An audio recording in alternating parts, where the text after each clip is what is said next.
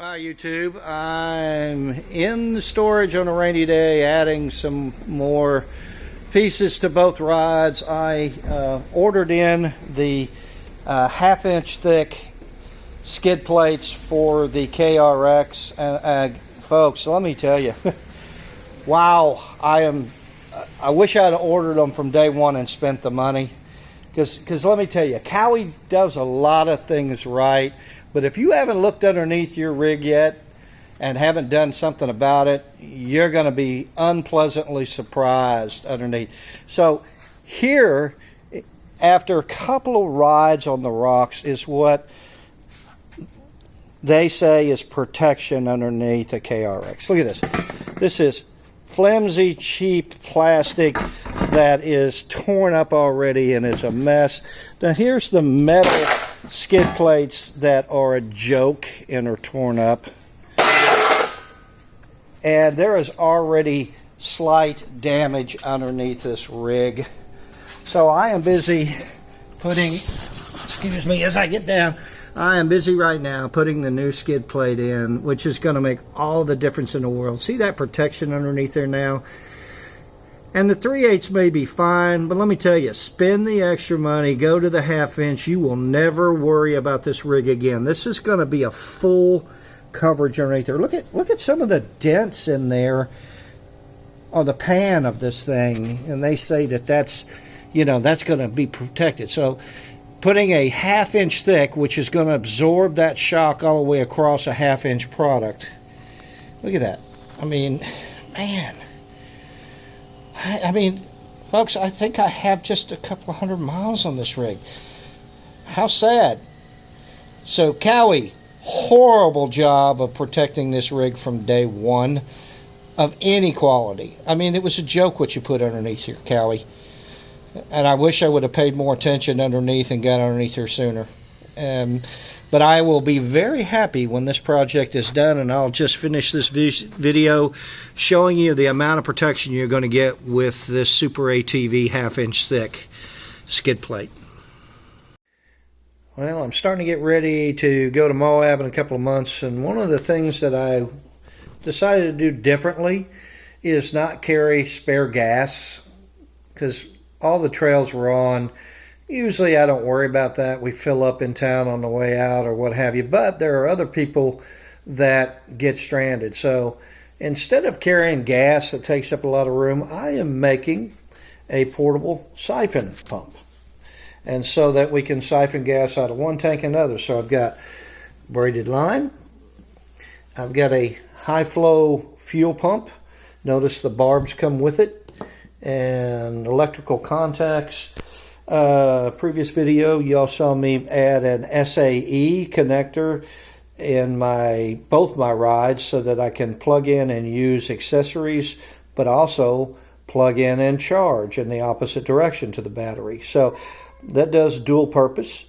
So I'm making a cord. Here's an inline switch that I'm adding so that I just turn it on and off as we give some people some gas. And yeah, this should be a simple project. So one side of the hose is going to be fairly short, and then the other one long enough to make sure it gets over to another rig in any direction. And this should be a simple setup that probably ran me $80, something like that. Yeah, they sell those kits online for $80-90, but they also are bigger and bulkier. This is going to be very compact and easier to use and easier to store in a tiny bag in our stuff. Also, I just got these in. These just came in. These are my light license plate brackets for the back of the units, and that's pretty nice. In an LED, in green for the Cowie, not the perfect green, and then red for the X3. So those just came in.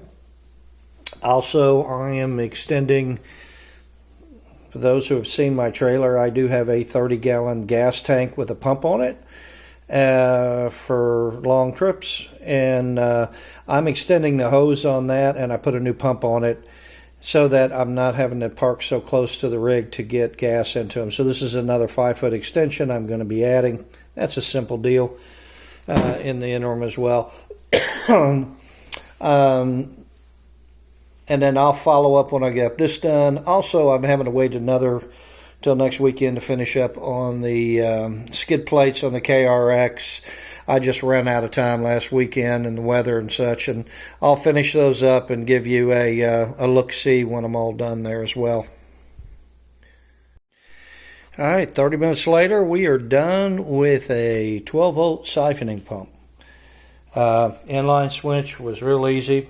Cut the wires, 2 goes in. This was a double SAE. This had a Y on it here, if you noticed earlier on in the video. 2 SAEs coming out of here. I clipped one of the SAEs off, and then the other end of it actually had clamps for battery clamp, right? So here's what I've done. I've made this very universal. So, as I said before, in my rides, I have SAE connectors right into my rides themselves. So all I do is plug in. Well, this can act as a jumper from my battery to others. No, it's not a heavy cable, but all you need is a little bit of juice when you're jumping somebody. And this is like 12 gauge, so it'll do just fine to jump somebody real quick. You know, you don't want to certainly use it too often. But I now can connect it to there, and if somebody needs to use it that doesn't have a connector, I now have 12-volt hookups for batteries. I can also do a third SAE, because I've got an extra one if I wanted to, and do a cigarette lighter plug in there as well. So, real simple. If you notice what I did here, I just connected the wires. I ran them back through the foam sleeve so as to protect them. 2 simple clamps on there, 4 foot on this end, which will go down into any side-by-side, and even any normal tank, and I think this is about 7.5 foot or so. It doesn't matter, just enough to get over to another vehicle.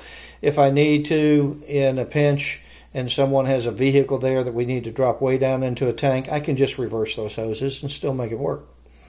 So that's a quick trail kit for gas when you need it. If somebody's stranded, now I can give them gas on the trails.